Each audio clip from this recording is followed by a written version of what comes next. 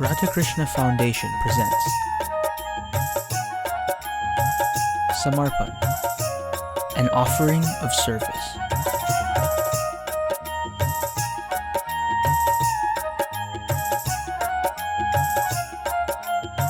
Shri Gurave Namah Shri Ganeshaya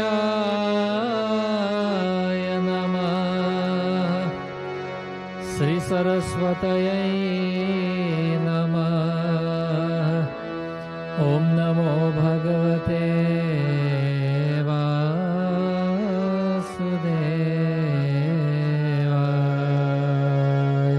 Anupam Sundar Nand Chora Manmohan Ghanshyam Jai Radhe Jai Radhe Jai Radhe Jai Krishna Jai Krishna Jai Krishna Jai Radhe Jai Radhe Jai Radhe Jai Krishna Jai Krishna Jai Krishna Anupam Sundar Nand Kulala Manmohan Ghanshyam Anupam Sundar Nand Kulala Manmohan Ghanshyam Anupam Sundar Nand Chora Manmohan Ghanshyam Anupam Sundar Nand Chora Manmohan Ghanshyam Jai Jai Radhe Jai Jai Radhe Jai Krishna Jai Krishna Jai Krishna Oh Jai Jai Radhe Jai Jai Radhe Jai Krishna Jai Krishna Jai Krishna Jai Jai Radhe Jai Jai Radhe Jai Krishna Jai Krishna Jai Krishna. Most religious traditions follow the injunction of giving away at least 1/10 of one's earnings in charity. It's called by different names. Dan in Jainism, and in Buddhism it's called zakat, which is the third of the 5 pillars in Islam. It's called tithe in Christianity. It's called sadaqah in Judaism. It's called dashwan in Sikhism. So today let's take a look at the reason for charity from a scriptural as well as a social perspective. Let's try to analyze how it is to be done, how much of our disposable income should be used for charity, and answer whether the 10% rule is recommended in Hinduism as well. If it is, then let's understand what happens if we give less or if we give more. Further, let's assess what are the benefits overall of parting with a portion of our income for humanitarian purposes, especially when given as a service to God. Pragatachari par dharma ke kali mahu ek pradhan Rama kali mahu ek pradhan Jain ken vidhi deen hai Jain ken vidhi deen hai daan kari kalyan Siyabad Ramchandra ji ki jai sharanam. Ramayana tells us dharma has 4 basic tenets. Pragatachari par dharma ke. It also says Kalimahu ek pradhan, that amongst these 4, one is most important in this age of Kali. Jaina kena bidhidin he. We should give in charity by whatever means possible. Dana karai kalyan. This is Uttarkand of Ramcharitamanas that tells us that the act of charity bestows many benefits. It reduces the attachment of the giver towards material objects. It develops the attitude of service. It expands the heart, and it fosters the sentiment of compassion for other human beings.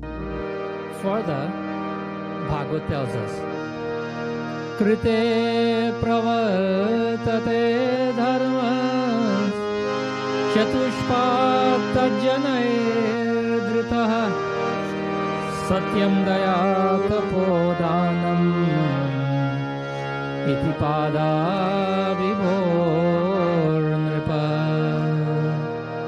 Sukadeva Goswami. He says that, O king, as he's speaking to Parikshit, that in the beginning, in Satyug, this was the age of truth. At this time, religion stood on all four legs. As the verse tells us, Satyam Daya Tapodanam. Truth, mercy, austerity, and charity.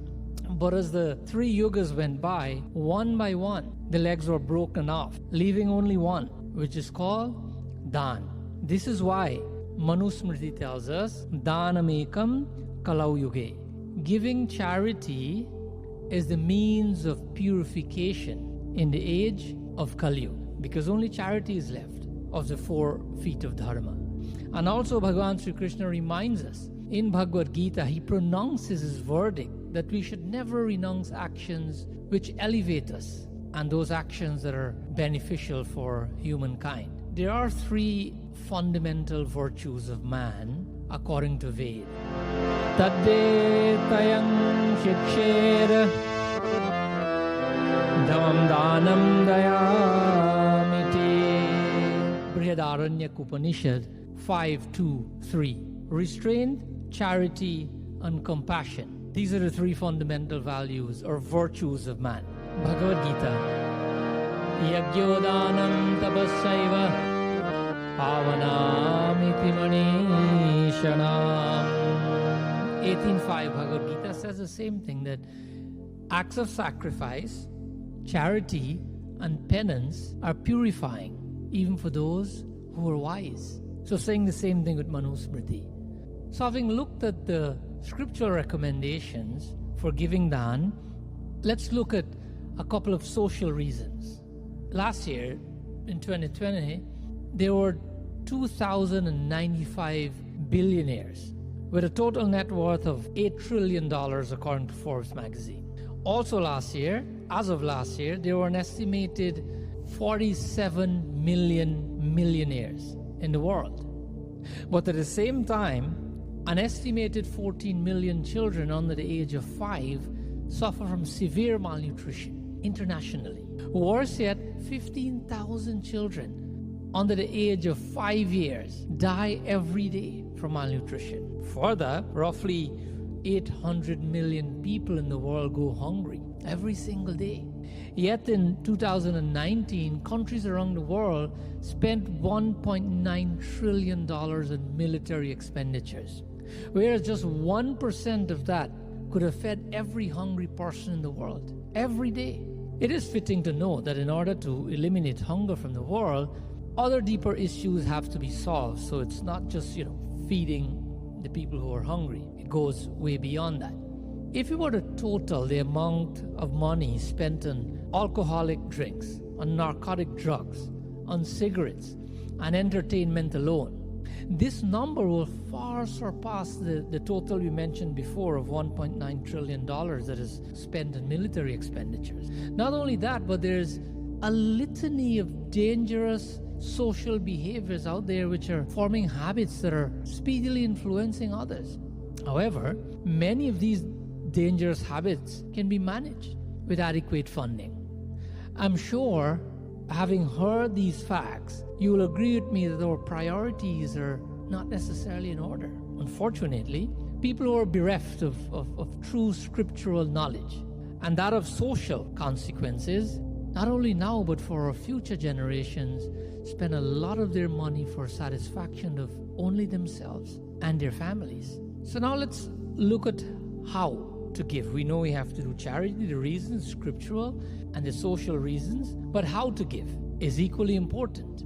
Bhagavad Gita helps us to understand this. Edanyapitu karmani sangatyakta phalani ja kartavyani me partha nijijatam matamutamam. Bhagavan says to Arjun that these activities must be performed without any attachment and expectation for rewards. What are these activities? Acts of sacrifice of charity should be done in the mood of devotion. Datavyam iti yadanam diyate परोपकारिणे देशे काले च पात्रे च तद्दानं सात्विकं स्मृतम्. It further tells us the charity given to a qualified person or entity simply because the right thing to do is to give, meaning without consideration of anything in return. More importantly, deshe kale cha patre cha, charity should be given at the proper time and the proper place. If it is done in such a manner, then it is said that charity is done in a mode of goodness. Further, Bhagavad Gita helps us to understand Adesha kale addanam patre bhasya diyate asad kridam avagyatam tatamasmudaritam. This is 22nd verse of the 17th chapter of Bhagavad Gita tells us that charity which is given at the wrong place, at the wrong time, and worse yet, to an unworthy person, or charity given with contempt, doing so is held to be in the nature of tamogun. It is held to be in the nature of darkness. So let's remember, doing charity, some of us may see it as a social investment, but we have to ensure that it's not just social entrepreneurship, meaning doing charity without the required bhavana from the scriptures. It is important to understand that not all charitable organizations are well-intentioned. So before we give to any organization, always ask ourselves one question. Does the charity or does the service or the use of your donation have real value to the people? Try to ascertain the spiritual efficacy of the organization prior to giving. Remember that the label of charity covers an array of dubious organizations whose intentions are not necessarily for the benefit of their claimed purpose. Some are in for competition, for power, for profit. Some target unsuspecting individuals by showering false praise, targeting that person's kind-heartedness. Some are mean to sow discord and division in the guise of a religious project or a so-called worthy cause. At the end of the day, it is the intent that matters, but we have to ensure that intent should not be and must not be a cover for carelessness on our part. The recipient person or organization of your donation must be spiritually and socially legitimate.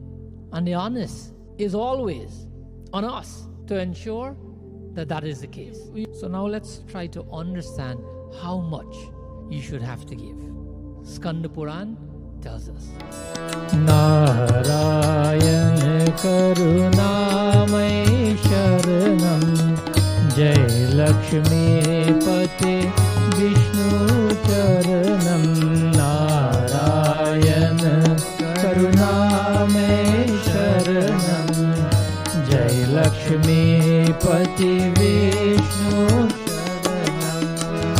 Nyayoparjita Vittasya Dasamansena Dhimata Kartabhyo Viniyogasya Ishwaram Prityerthameva Cha.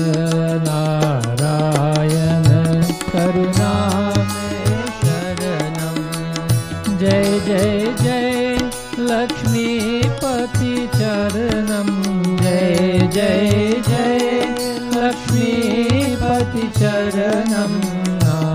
Narayana Karunamai Jai Lakshmi Pati Vishnu Sharanam. So here Skand Puran is giving us a vital piece of information, a question that many of us may have had in our minds. Is it recommended in Sanatan Dharma with regards to a percentage of charity that we're supposed to give?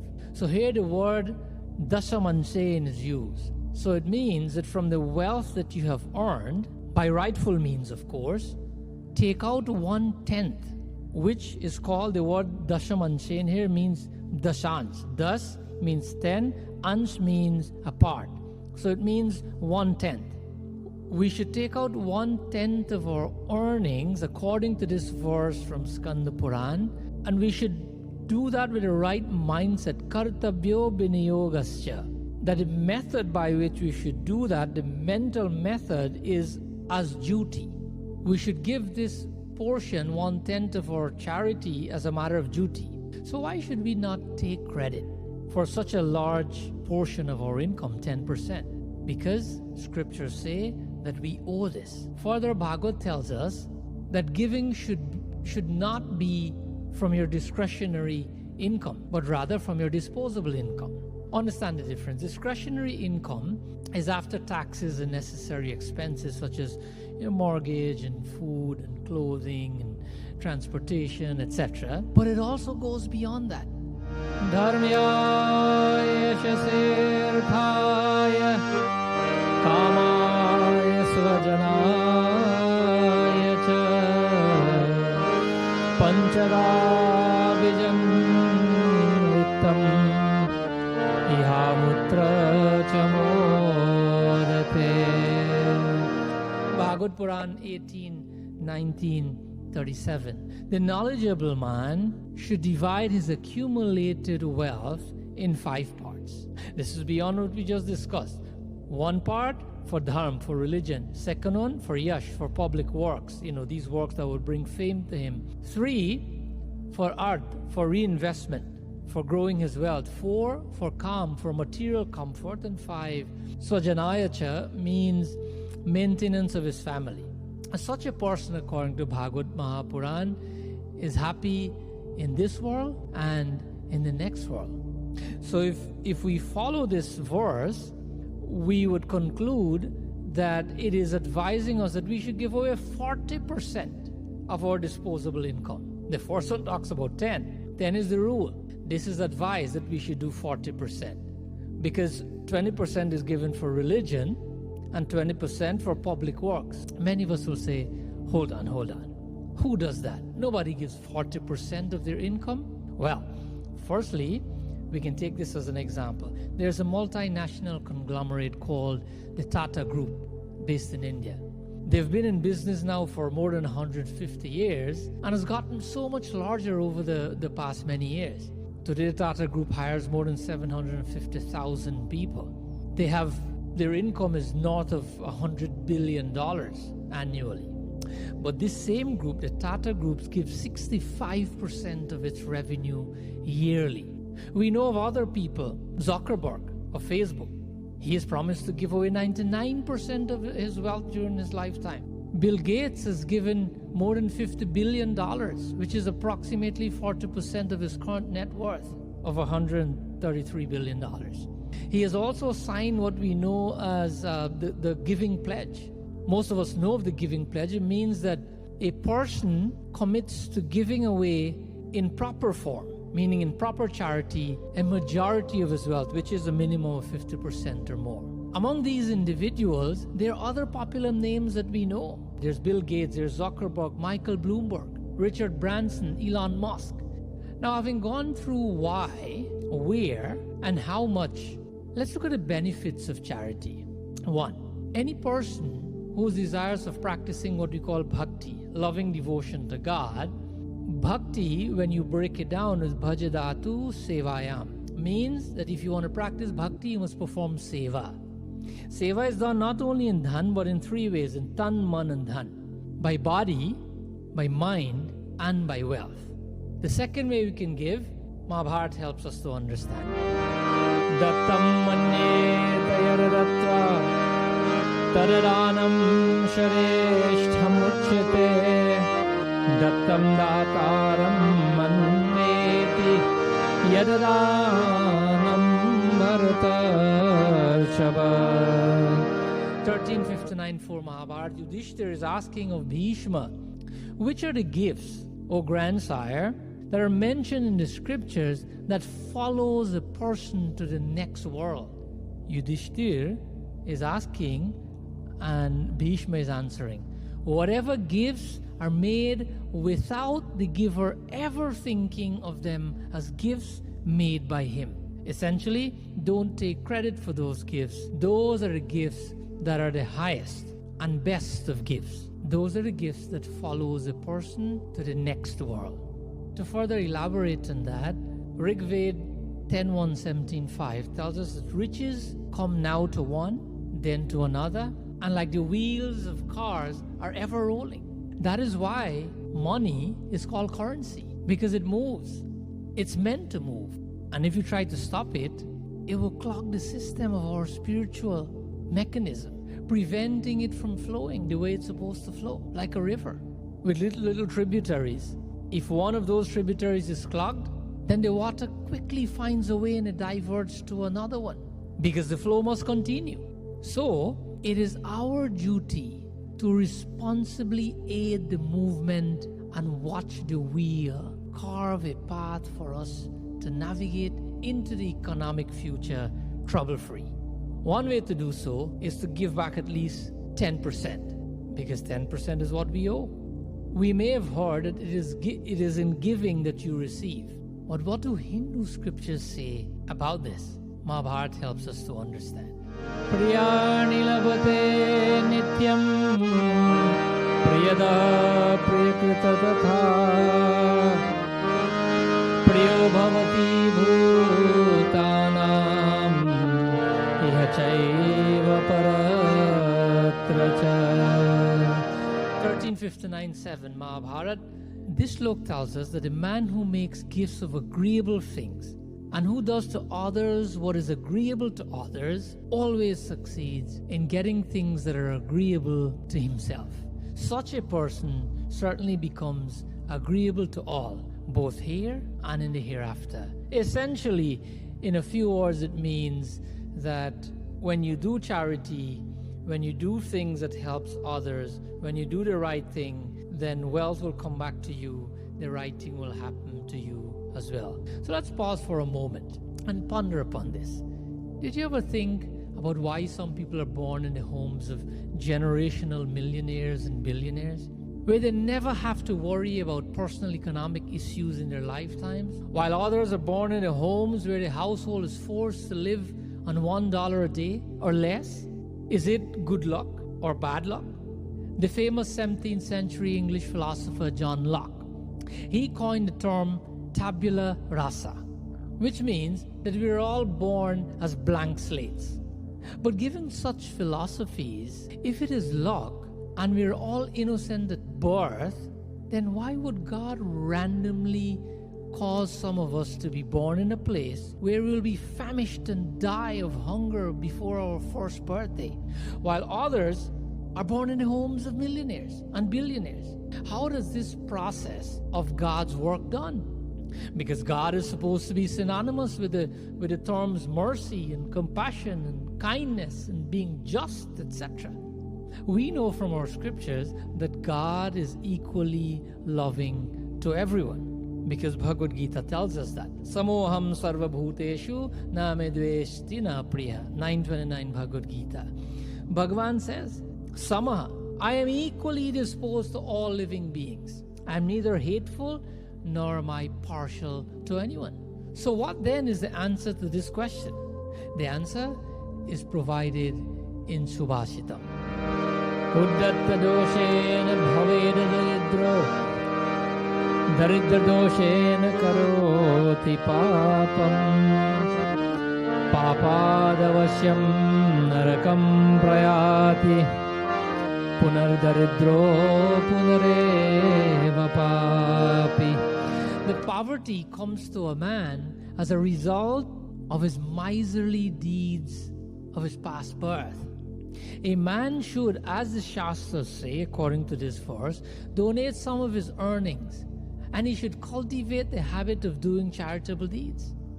Otherwise, in his next birth, he'll be born as a poor man, a man who will be forced to do sinful deeds to make ends meet, and as a result, he will be placed in a hellish region as a penalty for adharmic or unrighteous actions. And after receiving that punishment, he'll be born again as a poor man, And as we can follow, it's a cyclical occurrence, all caused by the growth of selfishness in a person's heart. Sant Kripaluji Maharaj says that 10% is what you owe.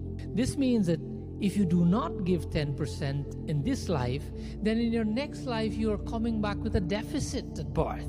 Further, whatever you give beyond 10% of your earnings in this life, this will come back to you as wealth in the next life. Think about it as paying it forward.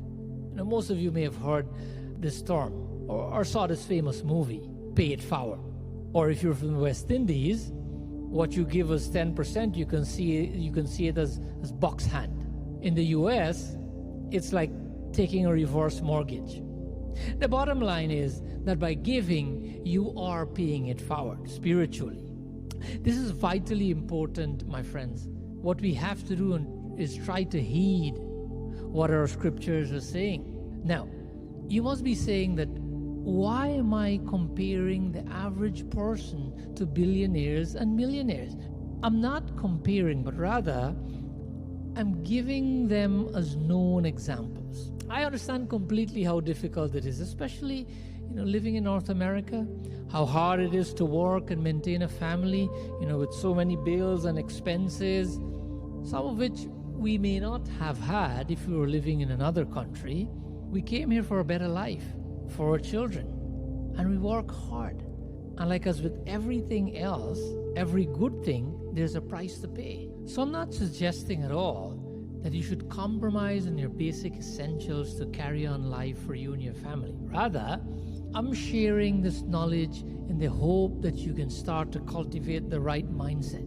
If you cannot give monetarily, then give, physically, do tan seva, give some sweat equity, or give kind thoughts and words if you cannot give 10% of your income. But we can start probably with 1%. We can start with the right mindset, with selfless thoughts and actions. And you will see if that is being done, you'll start to see the rewards, and before you know it, you'll be able to give 10% and more. As we have heard, the journey of 1,000 miles begins with a single step. So take that first step today. Start with the mind by cultivating the right mindset. Water it. Let it grow. Try your best to stay in this path. And naturally, little by little, as our scriptures say, you do agreeable things will happen to you. Or as the Dalai Lama says, in order to find happiness for yourself, you first have to give it to others. So commit to yourself and start today. Do not delay any further, but try to start at this moment. Vrindavan Bihari Lal Ki Jai. बार बार वर मांगो हर्ष देव श्री रंग परसरो जयन पावनी भक्ति सदा सत्संग बोलो राम बोलो राम बोलो राम बोलो राम राधे श्याम राधे श्याम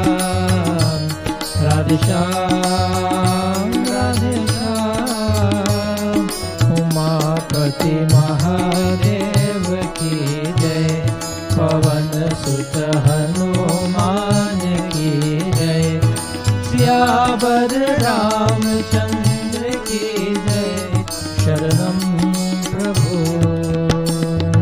सब संतन की जय जय सीताराम जय जय श्री राधे वृंदावन बिहारी लाल की जय।